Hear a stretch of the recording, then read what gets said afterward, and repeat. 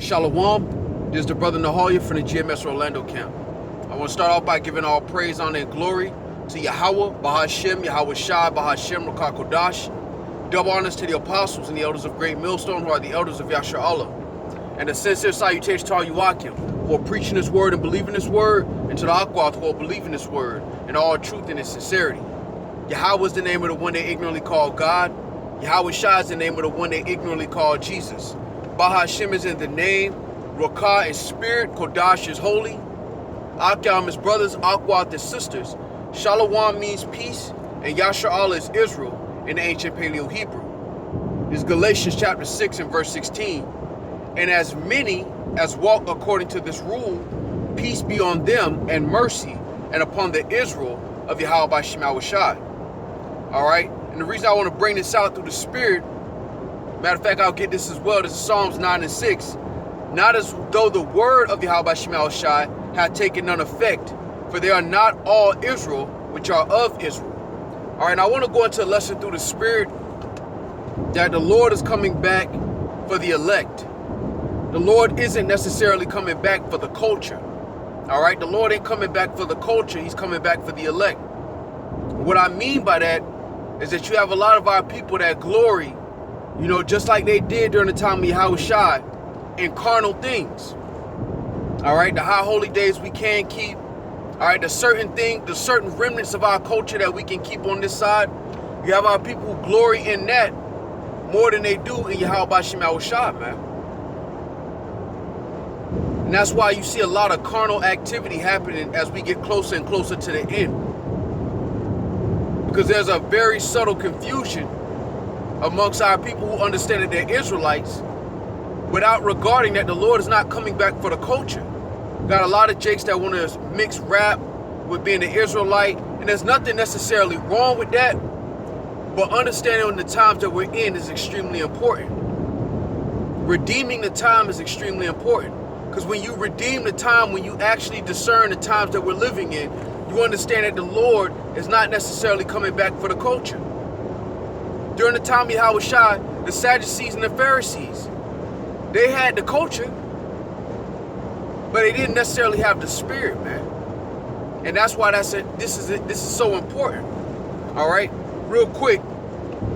This is Romans chapter 11 and verse 7. What then? Israel hath not obtained that which he seeketh for, but the election hath obtained it, and the rest were blinded. And you're going to have those that know that they're Israelites that still don't understand the conversation, the conduct that we're supposed to have in these last days. And it's easy to confuse the culture with the conversation, so to speak. And what I mean by that is that if your priority is on making Hebrew music and having these communities in Babylon the Great, you don't really understand what's going on in the earth, man. Or you don't take it serious. One or the other. When your mindset is on taking $500,000 and starting an Israelite community, you don't necessarily understand the time that you're living in. You may have the culture, but you don't necessarily have the breath, the wisdom. Because the wisdom will tell you, the scriptures talk about us being prepared to be pilgrims on the earth. Those that have as if they had not. That's the mentality through the spirit of Paviyah by Shema Shai. Now you have a lot of our people that know that they're Israelites, but they haven't let loose of this Western fantasy of climbing up the ladder. It's just with a Hebrew twist. This is why you see this push for Israelite communities, this showing off of weapons along with the ministry. This is a blend of the culture with Western society, but it's not necessarily what the Lord is coming back for. The Lord is coming back for the elect. And that separation is starting to happen through the spirit, where you're starting to see those that walk in the spirit and those that walk after the flesh, man.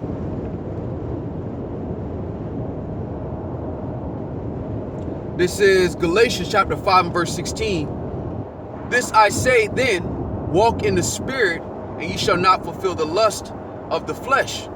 For the flesh lusteth against the spirit, and the spirit against the flesh, And these are contrary one to the other, so that ye cannot do the things that ye would. But if ye be led of the Spirit, ye are not under the law. Now, does that mean that we just throw the law away? No, it doesn't mean that we throw the law away. All right, the Spirit is the guiding force. It gives us the understanding of how to conduct ourselves and move according to the will of the Heavenly Father. Is it unlawful to have an Israelite community? It's not. Is it expedient according to the spirit of the times that we're in? It's not. This is simple math in the spirit. Is it unlawful for you to have a weapon? It's not. Is it expedient to promote that to the ministry? And these are very serious questions, because the consequences are going to get more heavy as we get closer to the end. Because a part of our culture, all right, to a certain degree, we had warriors amongst our culture. To a certain degree, you can say we had a warrior culture in ancient Israel. We were constantly fighting battles, continuously fighting battles. But the times that we're in right now, all right, we're going to need the Lord to deliver us. We can't deliver ourselves. And that's when discernment starts to kick in. Because as the scriptures say, all things are lawful concerning the law, but they're not necessarily expedient. And that's why understanding the time that we're in is so important. Redeeming the time that we're in is so important. Because when you do that, you understand that all things that may be lawful are not necessarily expedient for the time that we're living in. Because the Lord is not coming back for the celebration of the culture. He's coming back for the elect. Because you have to remember, right? When the Babylonians came against us as a people, you still had our people upholding the culture. But it wasn't necessarily about the culture. It was about the spirit and sincerity and in truth. Because you had our people who would, in the daytime, they'll be in the temples. In the nighttime, they'll be carrying out their own will. What did Yahushua say about the wicked scribes and Pharisees? You know that they do what they say and not what they do. Because again, they had this appearance of righteousness, but it wasn't of the spirit. And this is a very delicate balance, because again, you know, we're in the times through the spirit where prophecy is going to play out whether we're ready for it or not. And that's why this time period is for us to get ready through the spirit, to trim our lamps, to prepare for what the Lord's about to do on the earth. And everything that's necessarily lawful isn't expedient in these times. And you're starting to see the difference between those who either are aware of prophecy or those who take prophecy seriously. You have a lot of Jake that don't take prophecy seriously. They don't think it's going to actually play out in their real life. If they do, they're not moving with that kind of urgency. Because starting up a GoFundMe or a fundraiser to build up an Israelite community isn't unlawful, but it's not necessarily expedient either. Knowing that Esau is going to come down with great wrath, mixing guns with the ministry and showing that off as if it's some badge of honor, or bragging about the amount of weapons that you have, isn't unlawful, but at the same time, it's not expedient.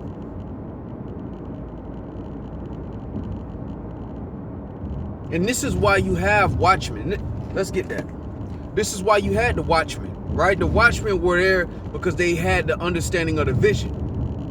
And they could tell our people the vision according to the spirit of Paviyah by Shema Shai. All right? That's important, man. It's important. And you can see the examples of people who either don't know or don't take that part of it serious, the time that we're actually living in. Our people are so excited to get back to the culture, and there's nothing wrong with that they overlook the time that we're actually living in. In many cases, not all, you know? And that's a process. You know, we all go through that certain situation when we first come into the truth, where we're so overzealous that I'm not gonna say we get distracted, but you put in the back of your mind the times that we're living in and how we're supposed to conduct ourselves, because you feel like you're late to the party or you're late to salvation. So you're trying to make up for lost time, and it's easy to overlook the time that we're actually living in.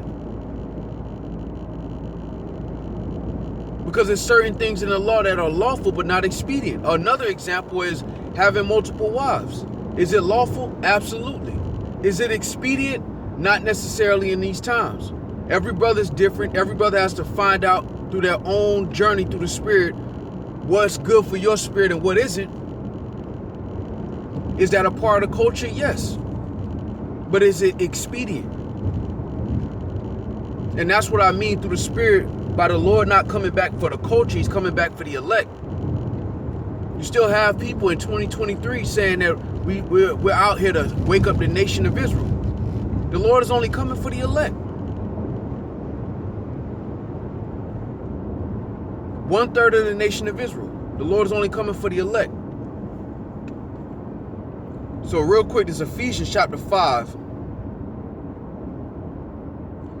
And I'm going to jump down to verse 14. Wherefore he saith, awake thou that sleepest, and arise from the dead, and Hamashiach shall give thee light. See then that you walk circumspectly, not as fools, but as wise, redeeming the time, because the days are evil.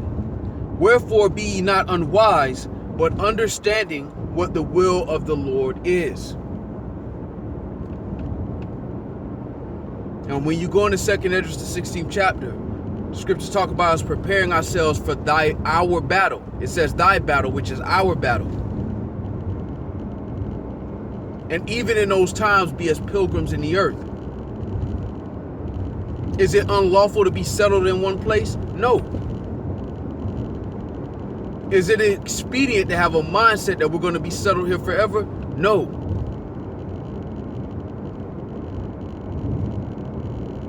These are the differences, the subtleties through the Spirit and power of Yahweh Shema Shai of things that are a part of our culture that aren't necessarily expedient for the time that we're living in.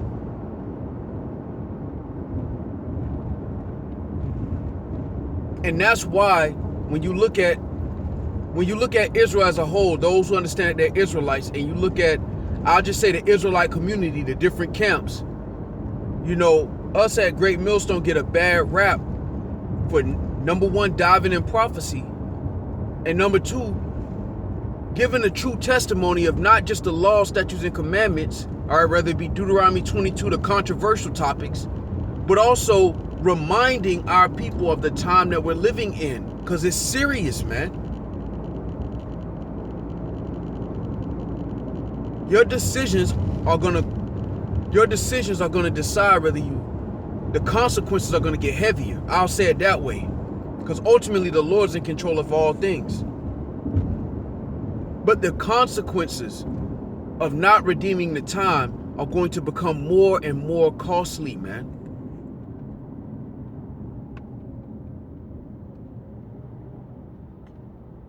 Is it unlawful for you to pull up? You know, no, it's not. In every scenario, is that expedient? Like, I was thinking about this when the apostles, you know, Yahweh Shai's a perfect example. When Yahweh Shai heard that John the Baptist got beheaded, did he say, let's pull up, show them Romans that we deep? Was that unlawful? No. Calling up a pull up, is that unlawful? No. But was that what Yahweh Shai did? During the persecution in Rome, did the apostles set up pull-ups where we just gonna show them that we deep? Or try to set up a round two of some kind of physical confrontation? Did they do that? No. Would it be unlawful for them to do that? No. But it's certain things that are lawful and not expedient. And that's why redeeming the time is so important, because you understand the vision. The more you understand the vision, and most importantly, the more you understand that the vision is going to play out in your real life, that it's not going to be somewhere far off on CNN and Fox News. It's going to play out in your real life. The more you understand that and digest that, the more you understand that there are certain things that are lawful but not expedient for you in the time that we're living in. And that's just true. But there's a lack of understanding concerning the will of the Lord amongst our people who know that they're Israelites. And really, it's all a part of the Lord's movie, because again, Esau's going to come down with great wrath. Certain things are going to be used as ammo and fuel for the fire. Yet through the Spirit, as it says in Peter's, what manner of persons are we to be? There's a reason why the apostles in the New Testament, and even Paul, they weren't just talking about, hey, just keep the laws to the best of your ability. They were also talking about being wise, you know, having your speech seasoned with salt. Why were they saying that? Because there were certain things that may have been lawful, but they were giving wisdom. They were giving advice and wisdom and counsel, commandment really, concerning the time that we were living in.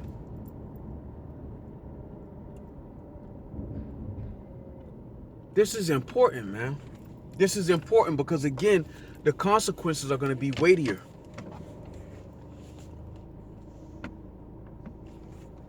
The consequences are going to become more and more weightier.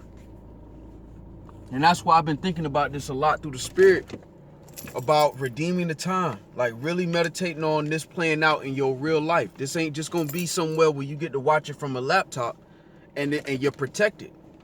Now, Lord willing, we're part of that number. We will be protected. I believe that through the Spirit.